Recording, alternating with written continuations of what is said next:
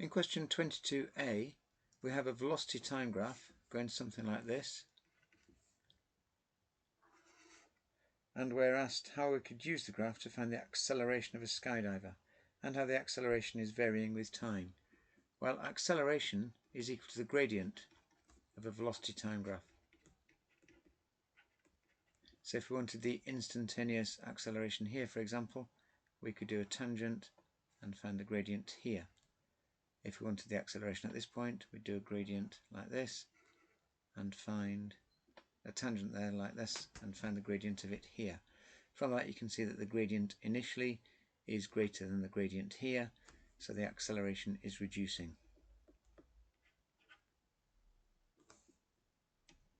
In part B, we're asked to design a lab experiment to show the kinetic energy of a car having travelled a distance d from the top of a ramp.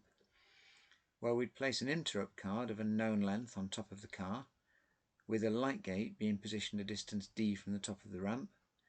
We'd find the speed at d from the length of the interrupt card divided by the time the light of the light gate was blocked for. We could use an electronic balance to find the mass of the trolley. Then kinetic energy is mv squared over 2. In part C, we have a graph of energy against distance showing the kinetic and the potential energy.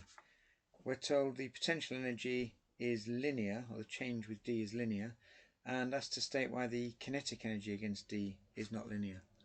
Well, there are energy losses due to friction as the car goes down the track. The gravitational potential energy will partly be becoming kinetic energy, but also thermal energy. In part 2, we're to find the average resistive force acting on the toy car. Well, the energy loss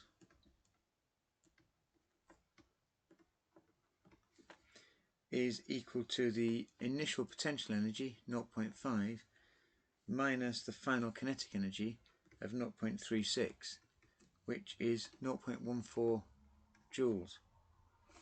We know that work done is equal to force times distance moved in the direction of the force.